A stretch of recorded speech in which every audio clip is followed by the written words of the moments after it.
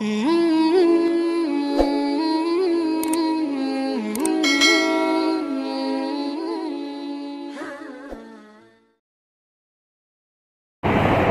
hamdalillah nahmaduhu wa nasta'inuhu wa nastaghfiruh wa na'udzu billahi min shururi anfusina wa min sayyiati a'malina may yahdihillahu fala mudilla lahu wa may yudlil fala hadiya lahu.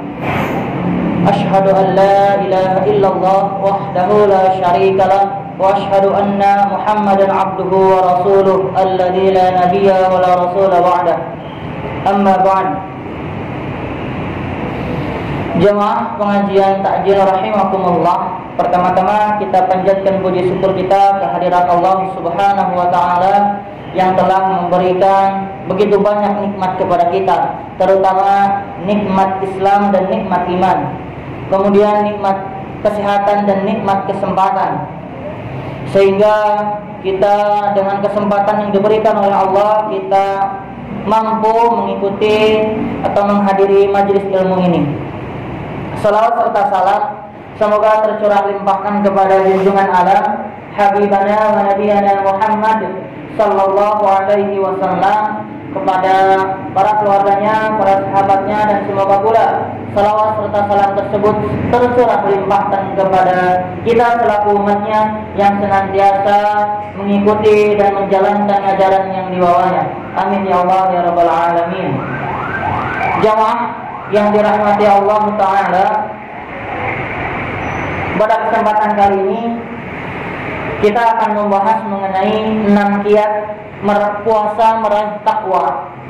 Kalau kita ditanya apakah ibadah puasa kita bisa mengantarkan seseorang menemukan takwa, jadi kalau kita ditanya apakah puasa itu bisa mengantarkan seseorang menemukan takwa secara positif, kita semua akan menjawab pertanyaan ini dengan nada meyakinkan, pasti ya, tentu. Tetapi marilah kita ubah pertanyaannya sedikit saja. Apakah ibadah puasa yang kita laksanakan selama ini sudah membuat kita menjadi orang-orang yang bertakwa? Jawaban kita barangkali mulai ragu-ragu dari sini. Mau dijawab ya, tapi rasanya kita belum menemukan takwa. Kita belum bisa merasakan manisnya ibadah kepada Allah. Kita belum menemukan nikmatnya lapar dan dahaga. Kita belum mendapatkan lezatnya khusyuk dalam bermunajat dengan Tuhan kita. Namun mau dijawab belum, kenyataannya kita selalu berpuasa. Sudah seringkali kita bertemu dengan bulan Ramadan. Setiap Ramadan tiba, kita selalu mengisinya dengan lapar dan dahaga. Kita hiasi malam-malamnya dengan senandung ayat-ayat Al-Quran dan salawat tarawih secara berjamaah. Bahkan di akhir Ramadan kita sempurnakan dengan i'tikaf serta ibadah-ibadah sunnah lainnya. Jamaah yang dirahmati Allah, kalau begitu kira-kira di mana masalahnya? Puasanya atau kita yang dalam melaksanakan ibadah puasa yang belum benar? Karena Al-Quran yang mengatakan bahwa puasa akan mengantarkan kita menjadi orang yang bertakwa, sedangkan Al-Quran merupakan kalamullah yang mengandung kebenaran mutlak dan tidak tersentuh sedikit pun dengan kekeliruan, maka masalahnya pasti terletak pada diri kita. Mengapa kita belum bisa menemukan takwa setelah kita berpuasa berulang kali di bulan Ramadan? Ilustrasinya begini. Bila kita diberi sebuah senjata super power, misalnya senjata yang luar biasa, yang mempunyai banyak kegunaan, tapi dalam sentuhan tangan kita senjata itu tidak bermanfaat, maka jangan salahkan senjatanya, akan tetapi salahkan diri kita sendiri yang belum bisa menggunakannya dengan benar. Oleh karena itu, pada kesempatan ini mari kita bicarakan kiat-kiat puasa agar bisa meraih takwa, dengan harapan kita akan meraih takwa dalam bulan Ramadan yang agung ini. Jamaah yang dirahmati Allah Subhanahu wa taala, Imam Al-Ghazali dalam kitabnya Ihya Ulumuddin menyebutkan 6 hal yang harus dipenuhi agar ibadah puasa kita sempurna dan membawa kita menjadi orang-orang yang muttaqin, orang-orang yang bertakwa. Yang pertama, ialah menahan pandangan mata, ghadul basar, dan tidak mengumbarnya pada hal-hal yang tercela dan dilarang, serta pada sesuatu yang dapat menyibukkan hati sehingga lalai dari mengingat Allah. Inilah yang pertama, yaitu menahan pandangan kedua mata dari segala hal yang mudarat. Menjaga pandangan seperti ini walaupun terlihat sederhana, tapi akibatnya sangat besar. Dampak yang diakibatkan dari penglihatan kita luar biasa. Ia akan memberikan bekas pada hati dan melalaikan diri kita dari zikir mengingat Allah. Rasulullah Shallallahu Alaihi Wasallam mengingatkan kita dengan sebuah sabdanya, an-nadratu sahmun masmunun. Pandangan itu merupakan anak panah yang beracun, min sihami iblis, dari berbagai macam panah iblis. Man tarakaha khaufan minallah, siapa yang menahan pandangannya karena takut kepada Allah, kata Rasulullah, atahullahu imanan, niscaya Allah akan memberikannya keimanan, yajidu halawatahu fi qalbihi, di mana orang tersebut yang menjaga pandangannya akan mendapatkan manisnya iman di hatinya. Mungkin menahan pandangan mata ini terasa berat bagi kita, apalagi zaman sekarang di mana banyak para pemudi yang gemar memakai pakaian sangat minim dan menggoda setiap mata untuk menatapnya. Tapi disinilah tantangannya. Kalau kita mampu menahan mata kita dari hal yang terlarang, maka Rasulullah menjanjikan bahwa Allah akan menuangkan, akan menancapkan keimanan dalam hatinya untuk merasakan manisnya iman. Yang dalam bahasa syariat itu tadi halawatul iman fi qalbihi, manisnya iman di hatinya. Apabila kita selama ini belum merasakan manisnya iman dalam jiwa kita, padahal kita selalu mengerjakan salat, kita sudah rajin mengeluarkan sedekah, kita pun rajin membaca Al-Quran dan sering berzikir, kemungkinan besar ada sesuatu yang tertinggal, yaitu kita belum menjaga penglihatan mata kita dari hal-hal maksiat. Dalam konteks inilah kita melihat betapa berbahayanya akibat yang ditimbulkan oleh pandangan mata. Bagaimana tidak berbahaya jika dampaknya akan membuat kita tidak pernah merasakan manisnya iman. Atau bahkan kita pernah mendengar ada seorang ayah yang rela melakukan hubungan badan dengan anak kandungnya sendiri atau dengan anak tirinya karena keranjingannya si ayah tersebut melihat tontonan-tontonan yang tidak perlu ditonton sebenarnya. Jadi sangat luar biasa dampak dari pandangan ini. Maka kata Imam Ghazali, yang pertama, kiat yang pertama agar puasa kita meraih derajat takwa ialah menjaga pandangan. Yang kedua, kata Imam Ghazali dalam kitab Ihya Ulumuddin-nya ialah hifdzul lisan, menjaga lisan dari segala ucapan yang sia-sia seperti berbohong, menggunjing, menfitnah atau bertengkar mulut. Akan tetapi gunakanlah lisan kita ini untuk membiasakan diam. Kalau kan kata Nabi, man kana yu'minu billahi wal yawmil akhir falyaqul khairan aw liyasmut. Barang siapa yang beriman kepada Allah dan hari akhir, maka hendaklah dia bisa berkata benar atau mendingan diam. Jadi kalau tidak bisa berkata benar, jujur, mendingan diam serta sibukkan diri dengan berzikir kepada Allah.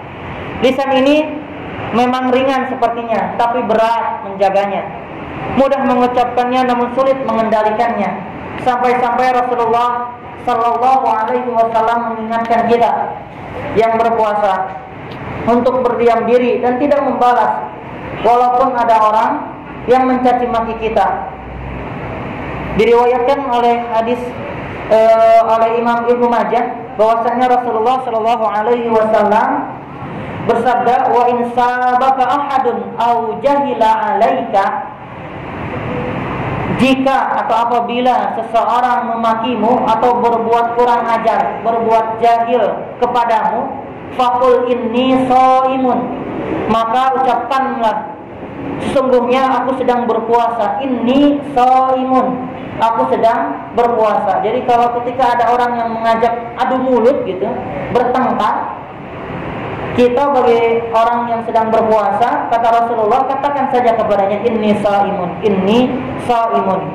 Rasulullah Shallallahu Alaihi Wasallam melarang kita untuk membalasnya, karena secara psikologis orang yang sedang berpuasa itu sensitivitasnya tinggi, mudah sekali terpancing emosinya, sehingga dikhawatirkan akan terjadi pertengkaran yang menyebabkan batalnya atau rusaknya puasa kita yang sedang kita jalani. Di samping itu, lebih-lebih jika hal itu sudah menjadi kebiasaan, tentu sulit dalam menjaganya. Padahal menggunjing atau membicarakan aib orang lain dapat merusak substansi ibadah puasa yang sedang kita jalani. Walaupun secara jasmaniah, secara lahiriah mungkin kita tidak batal, tidak makan, tidak minum, tidak melakukan jima di siang hari, tetapi secara ruhaniah puasa kita itu sudah rusak, karena kita sudah melakukan fitnah, adu domba, menggunjing, membicarakan aib orang lain, kita tuh berbohong. Itu secara ruhiyahnya mungkin sudah rusak puasa kita. Artinya kita tidak mendapatkan sedikit pun pahala puasa, justru mendapatkan dosa. Dalam sebuah riwayat di zaman Rasulullah, fi ahdi Rasulullah sallallahu alaihi wasallam, pada zaman Rasulullah, kanata imra'atani, ada dua orang wanita mereka yang sangat kepayahan dalam menjalani ibadah puasa. Mereka berdua sangat lapar dan kehausan sampai lemah lunglai tubuhnya.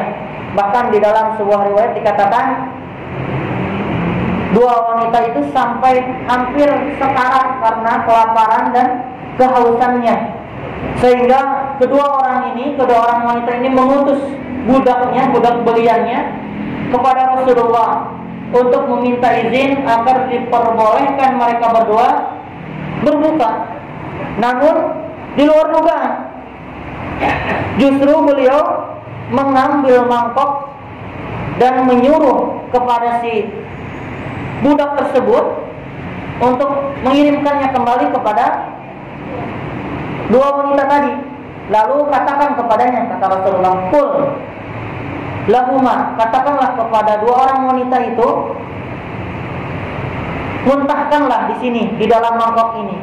Maka ketika si budak itu sampai ke rumah dua wanita tersebut, lalu mengatakan atau mewasiatkan apa yang dikatakan oleh Rasulullah kepadanya, maka serta-merta dua wanita tersebut memuntahkan darah yang segar di mangkok tersebut dan mengeluarkan daging segar tapi busuk, berbau busuk luar biasa.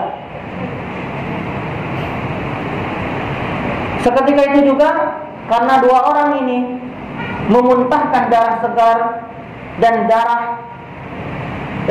daging yang berbusuk atau bau busuk itu, sehingga memenuhi mangkok yang diberikan oleh Rasulullah kepada budaknya. Nah, ketika orang-orang pada waktu itu menyaksikan peristiwa tersebut, merasa heran, kenapa ini bisa terjadi seperti itu?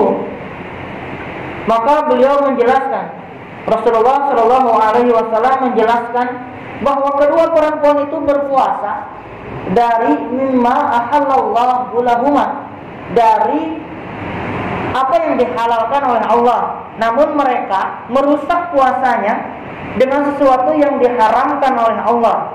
Mereka duduk-duduk sambil menggunjing, memperbincangkan kejelekan-kejelekan manusia.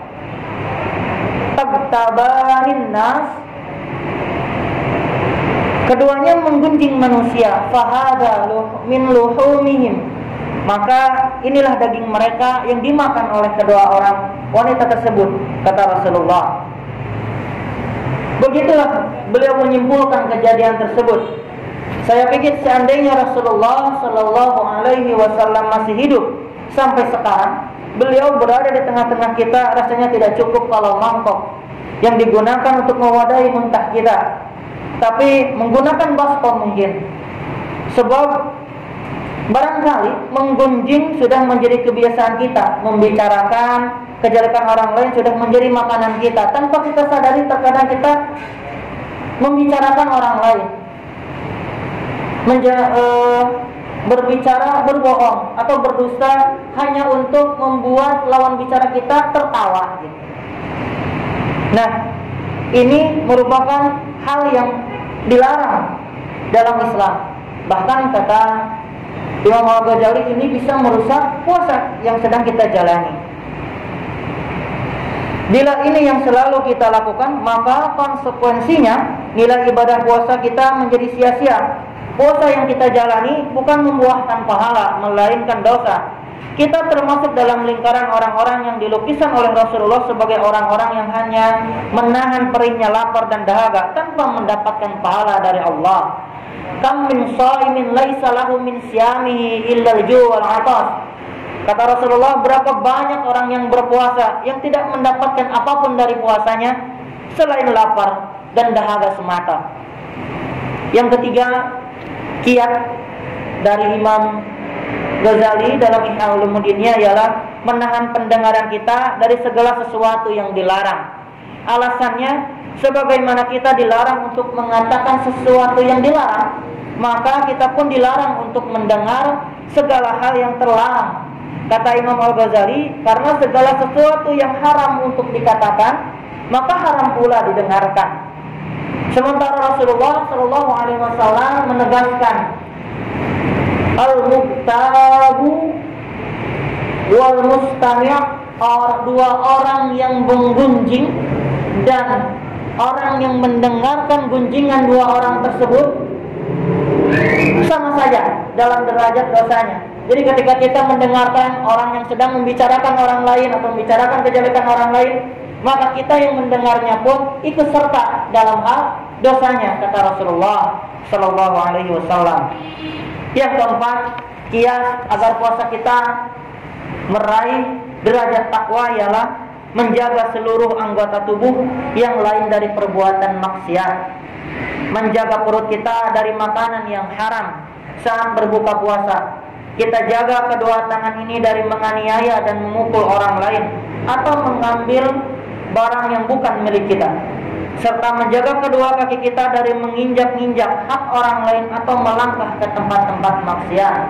Maka sebagaimana yang dijelaskan pada materi yang pertama, saya menjelaskan bahwasannya kata Rasulullah, jika engkau maukah, kata Rasulullah kepada para sahabatnya, ala adullukum ala ma yamhullahu bihil khataya wa yarfa'u bihid darajat. Maukah engkau, wahai para sahabatku, aku tunjukkan ke dalam sebuah amalan yang dimana Allah menghapus atau menggugurkan dosa-dosa dan meningkatkan derajat kalian? Nah, yang salah satunya ialah kasratul khutaa ilal masjid, memperbanyak langkah menuju masjid dalam rangka beribadah kepada Allah. Jangan sampai kita ke masjid niat pengajian tapi justru malah di belakang membicarakan aib orang lain. Na'udzubillah summa na'udzubillah. Kemudian yang kelima, kiat yang diberikan oleh Imam Al-Ghazali dalam kitab Ihya Ulumuddin ialah hendaklah kita tidak memperbanyak makan makanan yang halal pada waktu berbuka puasa. Syarat yang kelima ini kelihatannya sederhana, tapi amat penting sekali. Mengapa demikian? Supaya rasa lapar dan haus yang kita rasakan seharian penuh jangan langsung tertutupi oleh rasa kenyang yang berlebihan, agar kelemahan dan ketidakberdayaan yang kita rasakan pada siang dan sore hari tidak langsung hilang berganti dengan kekuatan setelah diisi dengan makanan yang terlalu banyak. Lapar dan dahaga yang kita rasakan adalah sarana yang mengantarkan kita mengenal hakikat kelemahan kita. Selanjutnya, dengan ketidakberdayaan yang kita rasakan ini akan membuat kita menyadari kefakiran dan kebutuhan kita kepada Allah. Dari sini, sebagai konsekuensi akhirnya akan mengantarkan kita mengenal siapa Tuhan kita. Pada saat itulah kita memahami dan merasakan makna sebuah ungkapan, man arafa nafsahu faqad arafa rabbah. Barang siapa yang mengenal dirinya, maka sesungguhnya dia telah mengenal Tuhannya.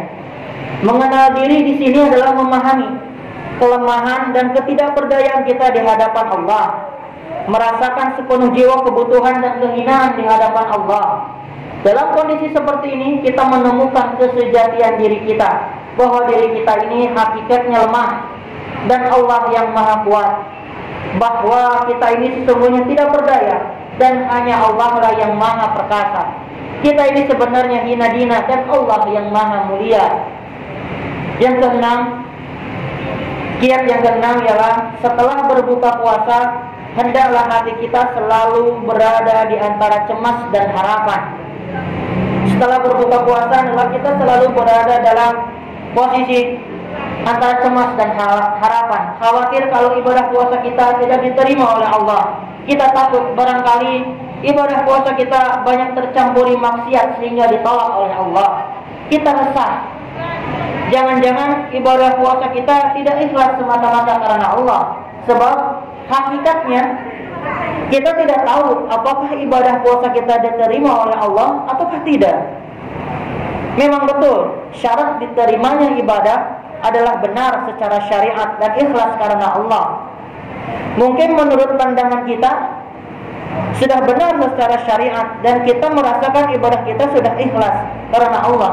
Tapi kenyataannya bagaimana dalam penglihatan Allah? Belum tentu, atau mungkin dalam puasa kita terselip ria yang tersembunyi.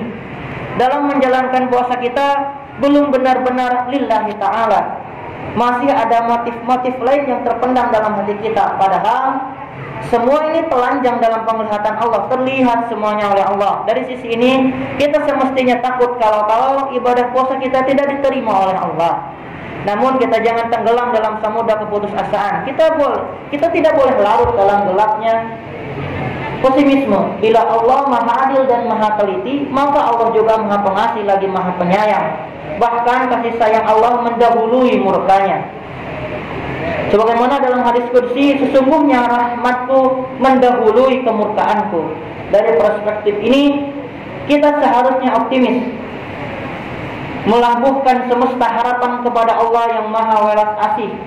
Itulah 6 syarat yang diformulasikan oleh Imam Al-Ghazali dalam kitabnya Ihya Ulumuddin untuk agar puasa kita yang sedang kita jalani bisa meraih ketakwaan. Ke-6 syarat ini hendaknya kita jadikan cermin untuk ibadah-ibadah puasa kita yang telah lalu.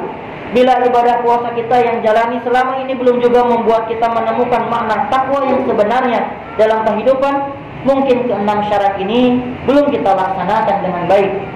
Jika ke-6 syarat yang disarankan Imam Al-Ghazali ini kita laksanakan, maka kita akan menemukan takwa tidak hanya dalam bulan Ramadan, tapi juga dalam kehidupan kita sehari-hari. Semoga Allah Al-Qawi, Tuhan yang maha kuat, memberi kekuatan kepada kita secara jasmani maupun rohani dalam mengaplikasikan ke-6 syarat ini, supaya ibadah puasa kita sempurna, sehingga kita bisa menemukan makna takwa secara hakiki. Amin ya Allah ya Rabbal Alamin. Wa sallallahu wa sallam wa baraka ala nabiyyina Muhammadin wa ala alihi wa sahbihi ajma'in. Subhanakallahumma wa bihamdika asyhadu an la ilaha illa anta astaghfiruka wa atubu ilaik. Hasbunallahu wa ni'mal wakil, ni'mal maula wa ni'man nasir. Wabillahi taufiq wal hidayah. Wassalamu alaikum warahmatullahi wabarakatuh.